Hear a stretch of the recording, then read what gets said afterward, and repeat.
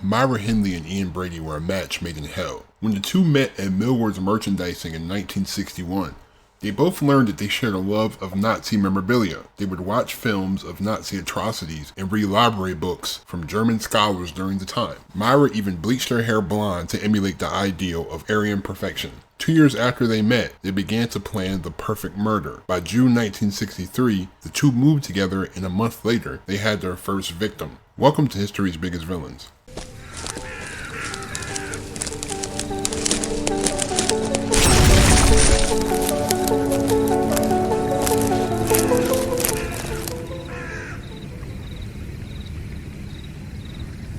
Ian was born in the Gorbals area of Glasgow as Ian Duncan Stewart on January 2, 1938. His mother, Margaret Peggy Stewart, was an unmarried tea-room waitress at the time. After a few months, she couldn't financially support her son and was forced to give Ian up for adoption. He was taken in by Mary and John Sloan, a local couple with 4 children of their own. However, as Ian grew up, he became a troublemaker whose reputation grew while he attended Charlene's Academy, a school for above-average students. As a teenager, he appeared twice before a juvenile court for housebreaking. Ian left the academy and took a job as a tea-boy at a Harland and Wolff shipyard in Govan. Ian had a girlfriend named Evelyn Grant, but they broke up when he threatened her with a knife after she went to a dance with another boy. He appeared again before the court, this time with 9 charges against him, and shortly before he turned 17, he was placed on house arrest with his mother. By then, she had moved to Manchester and married an Irish fruit merchant named Patrick Brady. Patrick got Ian a job as a fruit porter at Smithfield Market, and Ian took Patrick's last name.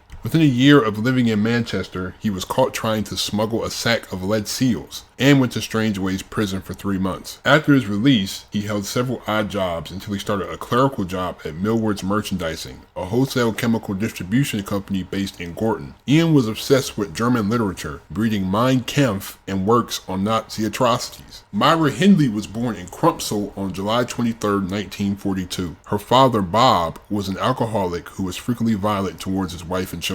The family home was in poor condition, and Myra was forced to sleep on a single bed next to her parents' double bed. Bob's military background made him a tough man, so he expected Myra to display the same toughness, telling her to fight and stick up for herself. When she was 8, a boy scratched her cheeks, drawing blood. She burst into tears and ran to her father, who threatened to beat her if she didn't retaliate. Myra found the boy and knocked him down with a series of punches. As she wrote later, at 8 years old, I scored my first victory. In June 1957, one of Myra's closest friends, 13-year-old Michael Higgins, invited Hindley to go swimming, but she instead went out with another friend. Higgins drowned, and Myra, who was a good swimmer, was deeply upset and blamed herself. For the next few years, Myra floated between jobs and boyfriends until 1961, where she joined Millward's as a typist. She soon became infatuated with Ian, speaking with him for the first time on July 27th. On December 22nd, Ian finally asked her on a date to the cinema. After a while, their date followed a pattern. A trip to the cinema, usually to watch an X-rated film, then back to Myra's house to drink German wine. The couple also shared an interest in Nazism, as they would read accounts of Nazi atrocities to each other on their lunch breaks. Myra also began to emulate the ideal Aryan woman, with bleach blonde hair and thick red lipstick. All things were not perfect with the young couple though, as Myra often showed concern with Ian's character at times. She even wrote a letter to a friend describing an incident where Brady had drugged her, but in the same breath wrote about her obsession with him. A few months later, Myra asked her friend to destroy the letter. Myra began to change her appearance even more, wearing high boots, short skirts, and leather jackets, clothes considered risque in the 60s. Myra and Ian began to isolate themselves from their colleagues. They studied books on philosophy, crime, and torture, and they planned to commit several bank robberies. Myra befriended George Clitheroe, the president of the Cheadle Rifle Club, and on several occasions visited 2 local shooting ranges. George, although puzzled by her interests, arranged for her to buy a .22 rifle from a gun merchant in Manchester. She also asked to join a pistol club, but she was a poor shot and bad-tempered, so Clitheroe told her that she was unsuitable. She did, however, manage to purchase a Webley .45 and a Smith & Wesson .38 from other members of the club. The couple's plans for robbery came to nothing,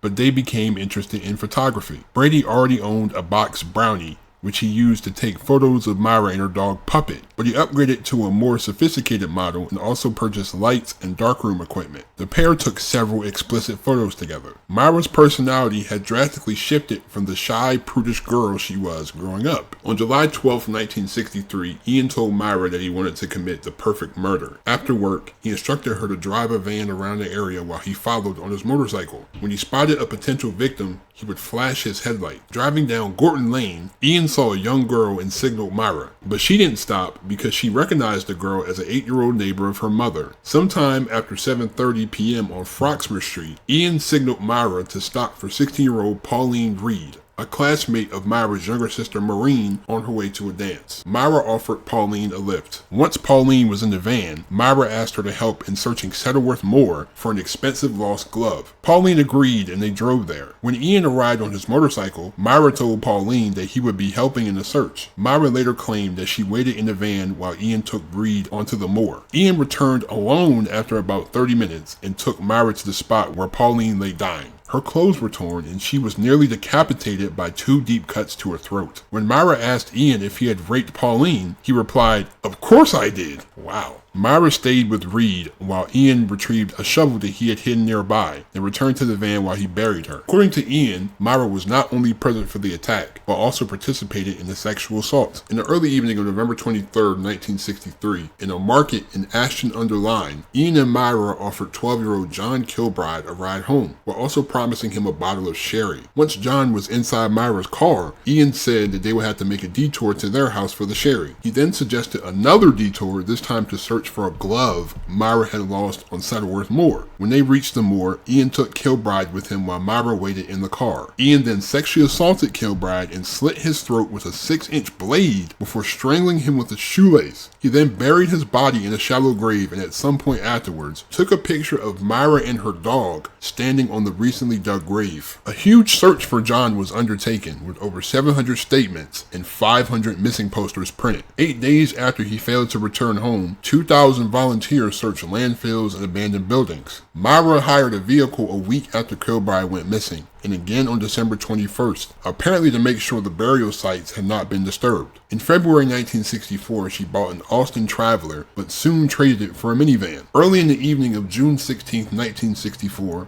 Myra asked 12-year-old Keith Bennett, who was on his way to his grandmother's house in Longsight, for help loading some boxes into her minivan, after which she said she would drive him home. Ian was in the back of the van. Myra drove to a lay-by on Settleworth Moor, and Ian went off with Keith, as they had success with the lost glove excuse again. After a half hour, Ian returned alone, carrying a shovel that he had hidden there earlier, telling Myra that he had sexually assaulted Bennett and strangled him with a piece of string. Ian and Myra visited a carnival in Ancoats on December 26, 1964, and noticed that 10-year-old Leslie Ann Downey was alone. They approached her and deliberately dropped some shopping bags they were carrying, asking her for help in taking the packages to their car and then back to their house. At their house, Downey was undressed, gagged, and forced to pose for photographs before being raped and killed, possibly strangled with a piece of string. The attack was recorded on a reel-to-reel videotape, with both Ian and Myra's voices appearing as their victim screamed and begged for mercy. Ian would go on to make multiple copies of the recording. Myra later said that she went to run a bath for Downey and found that she was dead when she returned. Right. Ian would later claim that Myra actually committed the murder, but the following morning, the couple drove Downey's body to Settleworth Moor and buried her in a shallow grave. Despite a huge search, Leslie's body was not initially found. Her stepfather, Alan West, was initially listed as a suspect and was repeatedly questioned over her disappearance, but no evidence was uncovered and the disappearance remained unsolved for nearly a year. On the evening of October 6, 1965, Myra drove Ian to Manchester Central Railway Station, where she waited outside in a car while he looked for her victim. After a few minutes, Ian reappeared with 17-year-old Edward Evans, an apprentice engineer who lived in Ardwick, as he introduced Myra as his sister. They drove to the couple's home in Waterbrook Avenue, where they talked over drinks. At some point, Ian sent Myra to fetch David Smith, her brother-in-law. Although her family hadn't approved of Maureen's marriage to Smith, Ian had been getting pretty close with his brother-in-law, who had become in awe of Ian, something that left Myra worried about their safety. Ian and David would spend a lot of time together, even discussing topics such as robbery and murder. Myra returned with David and told him to wait outside for her signal, a flashing light. When the signal came, he knocked on the door and was met by Ian, who asked if he had come for the miniature wine bottles and left him in the kitchen, saying that he would collect the wine. David would later tell the police, "I waited about a minute or two, then suddenly I heard a hell of a scream. It sounded like a woman, really high-pitched. Then the screams carried on, one after another, really loud. Then I heard Myra shout, 'Dave, help him,' very loud. When I ran in, I just stood inside the living room and I saw a young lad. He was lying with his head and shoulders on the couch, and his legs were on the floor. He was facing upwards. Ian was standing over him, facing him with his legs on either side of the young lad's legs. The lad was still screaming. Ian had a hatchet in his hand. He was holding it above his head, and he hit the lad on the left side of his head with the hatchet. I heard the blow. It was a terrible hard blow. It sounded horrible. David then watched Ian strangle Edward with a piece of electrical cord. Ian sprained his ankle in the struggle, and Evans's body was too heavy for David to carry to the car on his own. So they wrapped it in plastic sheeting and put it in the spare bedroom with plans to get rid of it later. After the murder of Evans, David agreed to return the following morning to transport the body to the car before disposing of it on Saddleworth Moor. He arrived home around 3 a.m. and asked his wife to make a cup of tea, which he drank before vomiting and telling her what he had witnessed. At 6:10 a.m., Smith called police from a phone box on the estate. He was picked up by a police car from the phone box and taken to Hyde Police Station, where he told officers what he had witnessed the previous night. Police Superintendent Bob Talbot of the Stowley Bridge Police Division went to Waterbrook Avenue, accompanied by Detective Sergeant. Wearing a bread delivery man's outfit on top of his uniform, he asked Myra at the back door if her husband was home. When she denied that she even had a husband or that a man was in the house, Talbot showed his police badge. Myra led him to the living room, where Ian was lying on the couch, writing to his employer about his ankle injury. Talbot explained that he was investigating an act of violence involving guns that was reported to have taken place the previous evening. Myra denied there had been any violence and allowed the police to look around the house. When the police asked for the key to the locked spare bedroom, she said it was at her workplace, but after police offered to take her to retrieve it, Ian told her to hand it over. Evans's body was discovered in the bedroom, and he was arrested on suspicion of murder. As Ian was getting dressed, he said, "Eddie and I had a fight and the situation got out of hand. You don't say." At first, the couple both maintained their innocence. By acting on a tip from Smith, police found a suitcase in a railway station containing photos and the audio recording of Leslie Ann Downey's torture. A search of Myra's house also revealed a notebook with John Kilbride scribbled on the pages. Police also found photos of the couple on Saddleworth Moor, which led to a search of the area. Police discovered both Downey and Kilbride's bodies and subsequently charged the couple with 3 counts of murder. The trial lasted 2 weeks, but the jury only needed 2 hours to find both defendants guilty. Judge Fenton Atkinson, who presided over the case, called Ian wicked beyond belief, but did not believe the same to be true of Hindley once she was removed from Brady's influence. Nevertheless, Ian received 3 life sentences and Myra received 2 life sentences plus 7 years for the murders. Over 30 years later, in 1968, Myra broke her silence about the abuse she claimed to have suffered at the hands of Brady. "People think that I am the arch villain in this, the instigator, the perpetrator. I just want people to know what was going on, to help people to understand how I got involved and why I stayed involved. I was under duress and abuse before the offenses, after and during them, and all the time I was with him. He used to threaten me and rape me and whip me and cane me. He threatened to kill my family. He dominated me completely." She also claimed to feel great remorse after the killings, and at one point shaking and crying when she spotted a personal ad Pauline Reed's parents placed as a search for their daughter. Despite her claims that she was a victim, a psychological assessment of Hindley was released to the public following her death in 2002, and it revealed that she was worse than her accomplice. "I knew the difference between right and wrong. I didn't have a compulsion to kill. I wasn't in charge, but in some ways I was more culpable because I knew better." Ian's time in prison consisted of several transfers, even making friends with the teacup poisoner Graham Young, as they both shared an admiration for Nazi Germany. In 1999, Ian went on a hunger strike, but since he was declared mentally ill, he didn't have the right to refuse food, so he was force-fed and transferred to another facility. After he recovered, he asked for a judicial review of the legality of the decision to force-feed him, but was refused permission. Ian made an attempt to express remorse through his actions. For 20 years, he transcribed classical texts into Braille, but prison officers confiscated his translation machine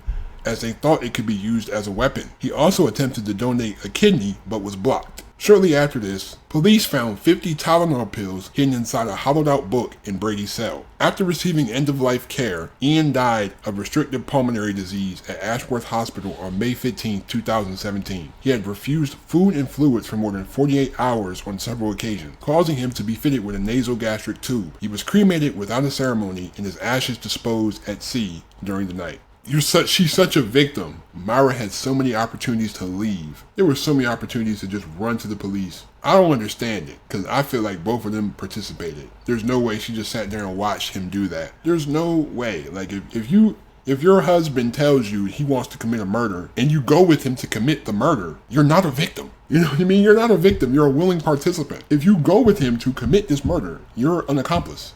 Like, you're aiding in this. I don't understand this, but I've always wanted to look into this case because I saw that this was a very sensational case during the time and people really remember this. And now I see why. It's just really weird. Like, nobody had a history of messing with children before. Nobody had really a violent history. I mean, Ian might have broken into some homes, but it's not like he was a violent offender. I mean, he did threaten his girlfriend with a knife.